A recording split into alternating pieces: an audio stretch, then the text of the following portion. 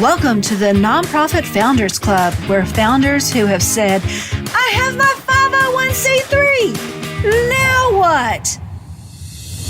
Begins building the nonprofit they envisioned and helping the people they are called to serve, all without being the sole funder.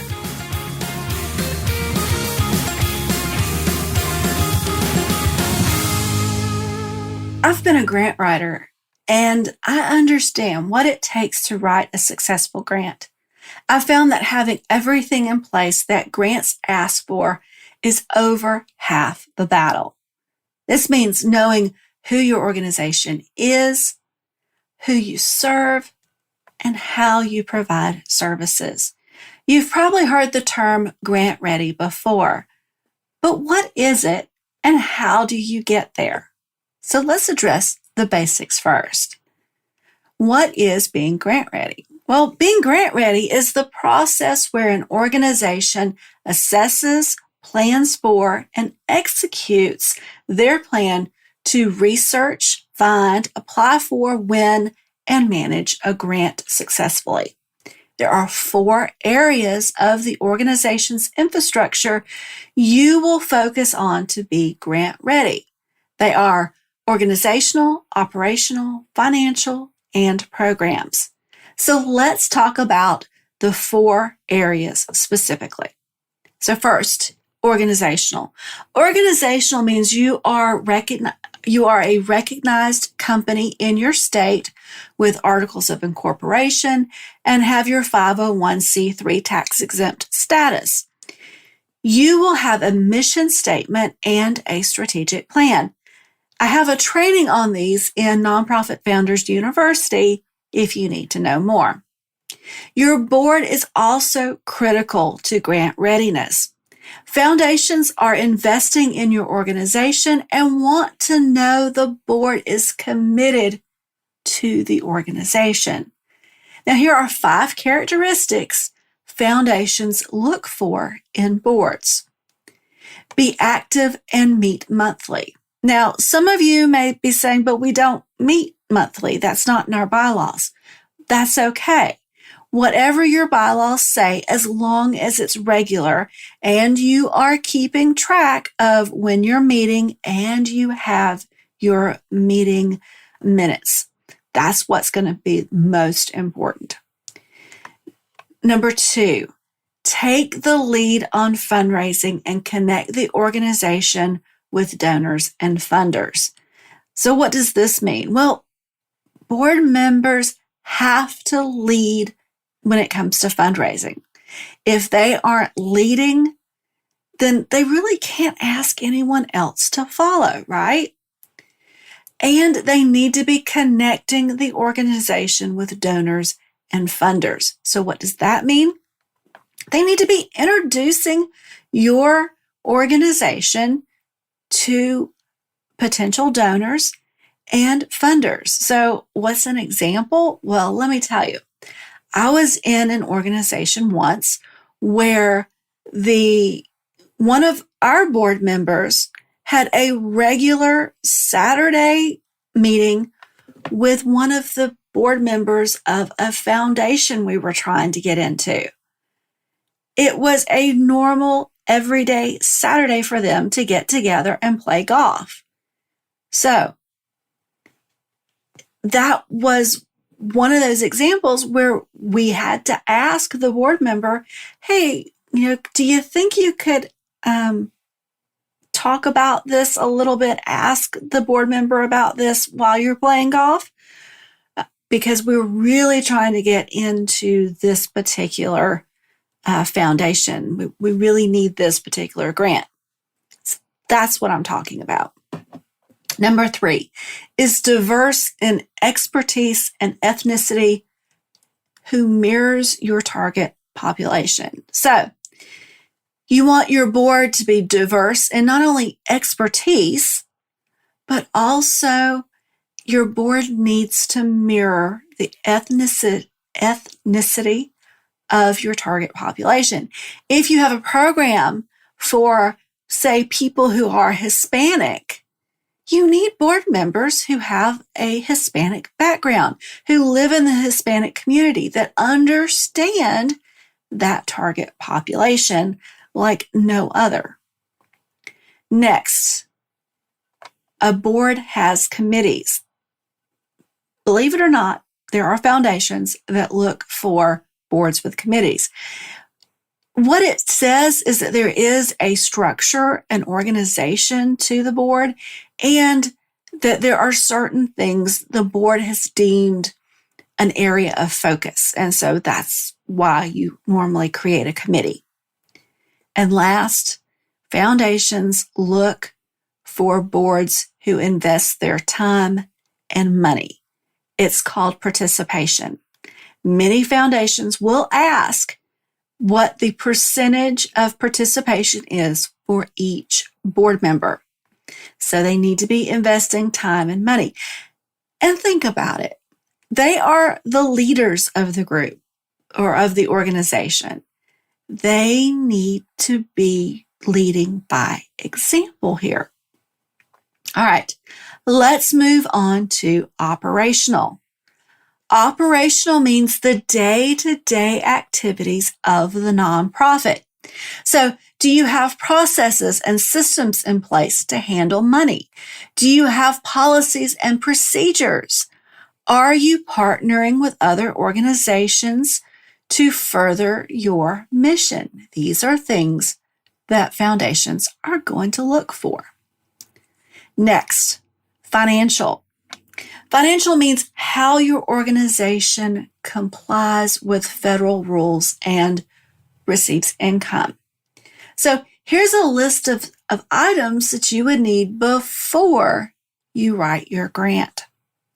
A budget for the overall organization. Now, this is also referred to as an operational budget, a general operational budget, a general operating budget, or just simply Gen Ops. No matter what you call it, this is the budget for the entire organization. And it should be something that you have right now. Next, a fundraising plan. Now, a fundraising plan shows the funder or the foundation, whoever is making this grant, you have other sources of income and that you can sustain your operations. Now, this is very important because funders don't want to be the sole funder, just like a founder does not want to be the sole funder. A foundation or any funder does not want to do that either. So, a fundraising plan will answer the question on the grants, how do you plan on sustaining this? That's usually a question. You go to your fundraising plan and you pull out all the different ways that you're going to sustain it. Next is your 990 or 990EZ. This is a document you will have to turn in just about every time you apply for a grant. I can't remember a time I didn't have to submit a 990 or the 990EZ. Next, an audit or independent accounting review. If your nonprofit has a budget less than $250,000, you will be asked for an independent accounting review. An audit is if you have more than $250,000. Usually it's asked that you have an audit, but for a lot of funders, if you have that budget threshold, you can ask them and they will accept an independent accounting review instead. Next, you need a money handling policy. Can't stress how important that is. You need to have something in writing that says when we get the money, this is the process it goes to in order to get to the bank. Next, you're going to need the board members' financial participation. This is something that gets asked more often than you would think. And so you need to have some way of keeping track of how much financial participation in a percentage that each board member is doing. All right, moving on to programs.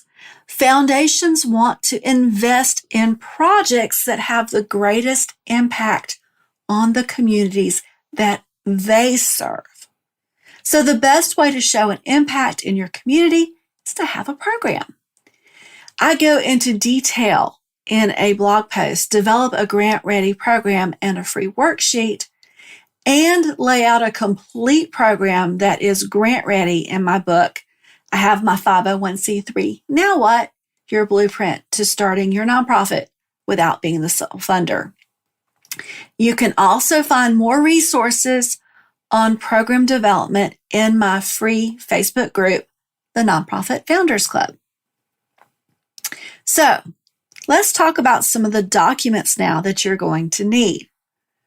So first, you will need your organization's IRS 501c3 determination letter. Any registration certification required by your state, organizational budget, current and upcoming fiscal years is optimal. Your audited financial statements, the last 2 years if available, and like I said earlier, some foundations will take an independent accounting review if your budget is under $250,000. Most recent IRS Form 990, you will need that. You will need a list of board of directors with their names, affiliations, and responsibilities. Next, documentation of support from your board of directors. So again, that can be what percentage of your board contributes funds to support the organization. Ideally, you want 100% participation. And often foundations will ask for the board list and ask that the board of directors support is noted on the list. So basically, you have that list where you have the name, affiliations, responsibilities. A lot of times it will have their contact information, address, phone number, email. And then they'll ask you to add a column that says participation percent. And then you have to put down what kind of percentage that they participate. Then you have your organizational chart. You'll be asked from time to time about an organizational chart. Newsletters, if you have any available, any published articles highlighting your organization, if available, and a criteria for board selection. So yes, you need a vetting process and you need it in writing. I have a comprehensive grant process readiness checklist for download. So I'll put the link in the episode description or notes. So moving on, why would we want to be grant ready? So taking the time to be grant ready will ensure higher odds of receiving grant awards. The most seasoned grant writers in grant ready organizations report a benchmark of 1 in 10 grants receive awards for their organizations. This means an organization that isn't ready has less than a 1 in 10 chance of seeing a grant award. I want you to hear that. Organizations that aren't grant ready have a less than 1 in 10 chance of seeing a grant award. That's why it's so important. And nonprofits who are grant ready demonstrate that they are a good investment. See, foundations want to know that you are making, or that they are making good investments in the community through your nonprofit. Having your ducks in a row and a track record of impact, you become a less risky investment. So let's now talk about when grants aren't the answer. If time is a factor, grants aren't the answer. So what do I mean? Well, you need funding now. Grants take 3 to 6 months to notify you if you are awarded the grant or not. So let me explain the process that a grant goes through so that you can understand why it takes so long. So you've written the grant, you've submitted the grant, it's all before the deadline. Well, they have to wait for the deadline to be able to start processing all of the grants that come in. Now, mind you, there can be 75 grants, 150 grants, 2,000 grants that come in. It all depends. And so they start at deadline date processing the grants. And usually the first round is the technical round. What that means is they go through every single grant and they look and they see, were the margins right? Is the font right? Is the font size right? We said we needed 1 page in this section. Is it a page? Is it more than a page? And so that's the technical stuff. They go through, and usually round 1,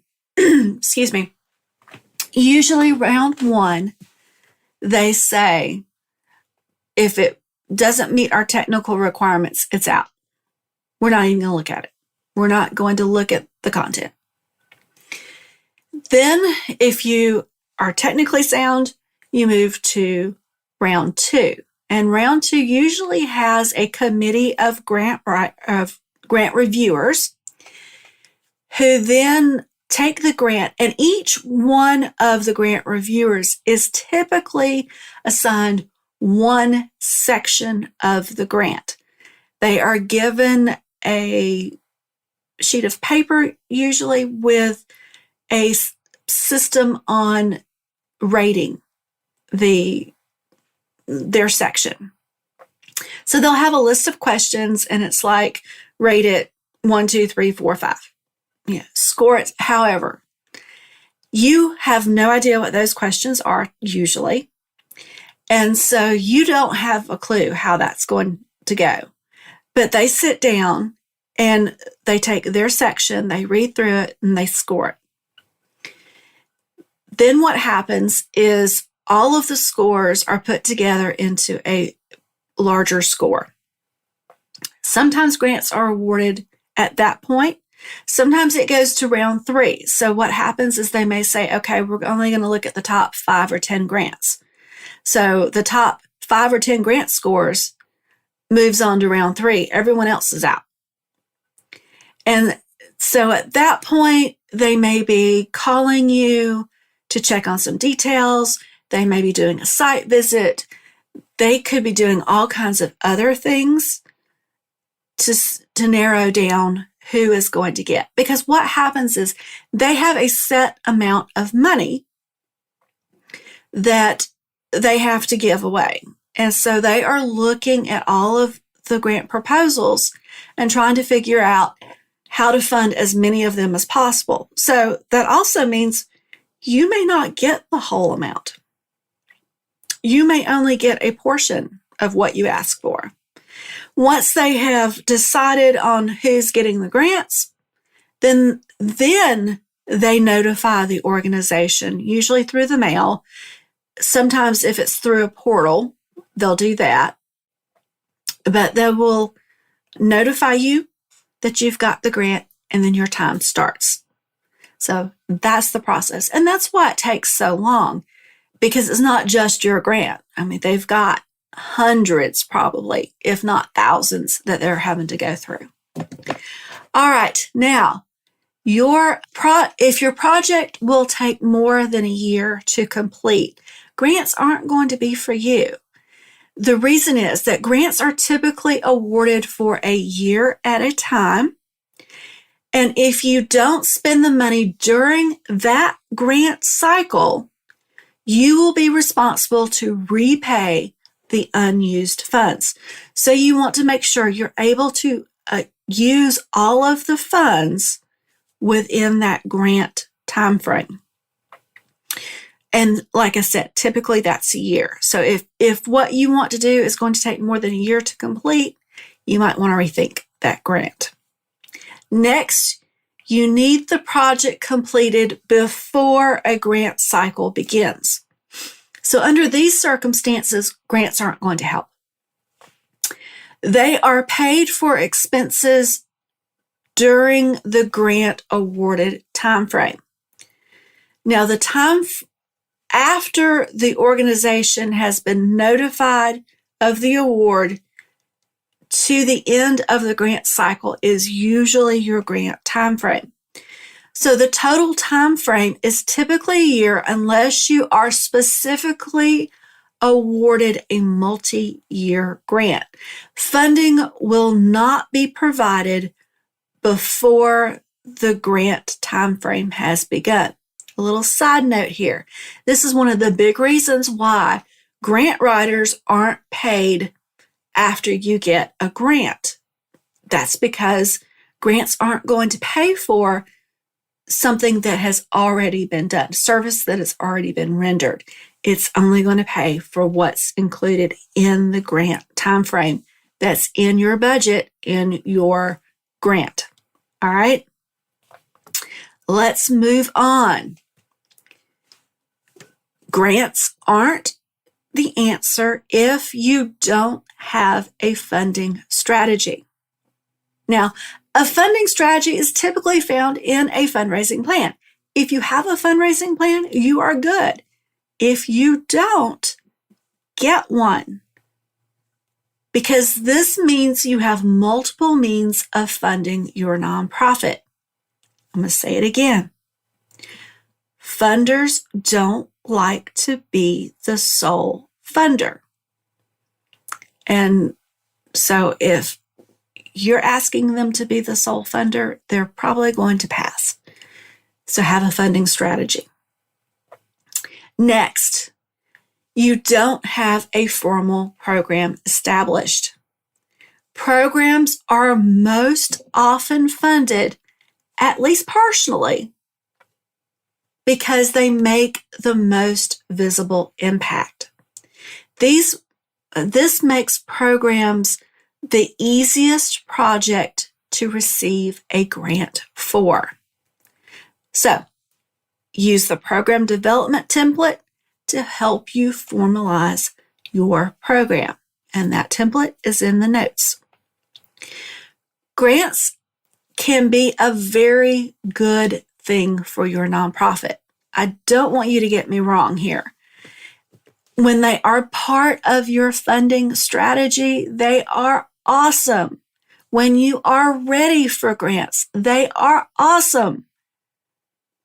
But they can be very detrimental before that time. So they are a very good thing when they can help you get projects completed or infuse funding into your program. You know, most new nonprofits aren't grant ready and have work to do to get ready in the 4 focus areas grants ask for: organizational, operational, financial, and programs. Grants aren't right for every situation, so knowing when pursuing grants is a good use of your time and when it's not keeps you focused on the right things in your nonprofit. Okay, that's all for this episode. Take a look at the description for the resources mentioned in this episode. That's it for the Nonprofit Founders Club podcast. Hit subscribe so you won't miss the next episode. In the meantime, keep building your nonprofit so you can help those you are called to serve.